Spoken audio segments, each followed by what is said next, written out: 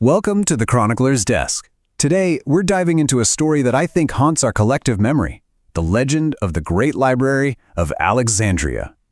You know the image, right? For 2,000 years, we've pictured this one catastrophic fire, a single tragic event that supposedly plunged the world into a dark age, just incinerating the sum of all human knowledge in one go. It's a really powerful and frankly heartbreaking image.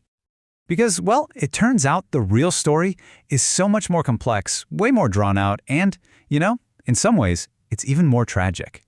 So let's get into it and separate the myth from the reality. Okay, so first things first. The idea of one great fire is pretty much a myth. The library didn't just burn down. It faded away. Its destruction wasn't a single act of arson, but this slow, painful decay that happened over centuries.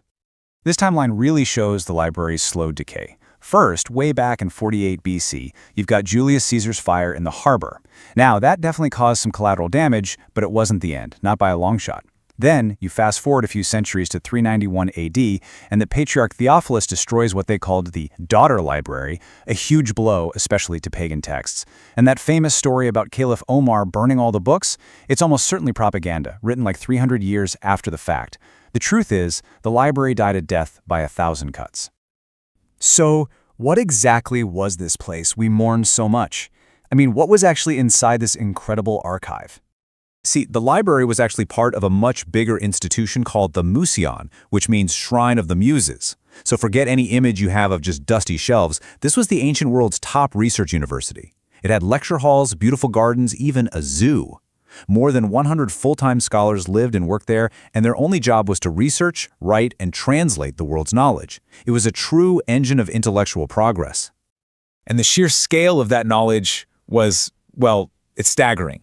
The librarian Callimachus created an index of everything in the library, and that index alone filled 120 volumes.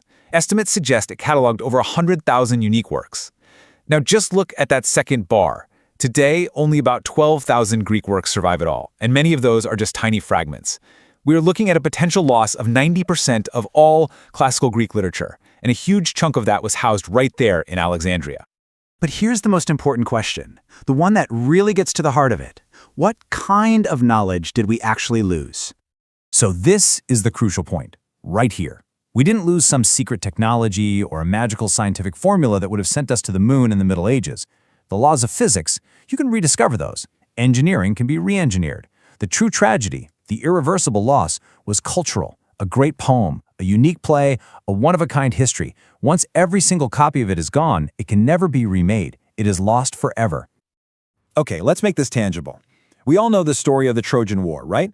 From Homer's Iliad and Odyssey. But those two amazing books are just a fraction of a much larger collection of poems called the Epic Cycle, which told the entire story from beginning to end. We have the big battle in the middle and one hero's long journey home, but look at what we're missing. The prequel, the Cypria, almost completely gone. The poem about Achilles' death, the Aethiopus, just fragments. The story of the Trojan horse itself, we have a measly 30 lines. And the return of all the other Greek heroes from the war, only 5 lines survive. We literally have the middle of the story, but we've lost the beginning, the end, and most of the character arcs. I mean, just think about that for a second. The climax of the entire 10-year war, the actual sack of the city of Troy, is described in an epic poem of which only 10 lines survive today. 10 lines.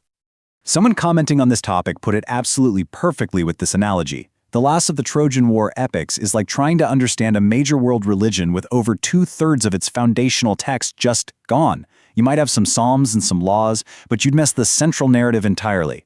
That is the scale of the cultural black hole we are dealing with. And if you believe that preserving these kinds of stories and this kind of knowledge actually matters, please take a moment to like this explainer, subscribe to the Chronicler's Desk, and press that bell icon so you don't miss our next dive into history. So why dwell on a loss that happened 2,000 years ago? Why does this still matter? Because the story of Alexandria teaches us a timeless lesson. Knowledge isn't self-sustaining, it's fragile. Each one of those papyrus scrolls needed to be meticulously recopied by hand every few decades, or it would just turn to dust. That need for constant active preservation, for copying, for translating, for safeguarding, that is the ultimate lesson here. And it's a lesson that's just as true for our seemingly permanent digital data today as it was for those ancient scrolls. Which leaves us with a final, Kind of unsettling thought. In our digital age, where information feels infinite and permanent, what are our modern Alexandrias? What vital parts of our culture, our stories, our knowledge are we allowing to just slowly fade away?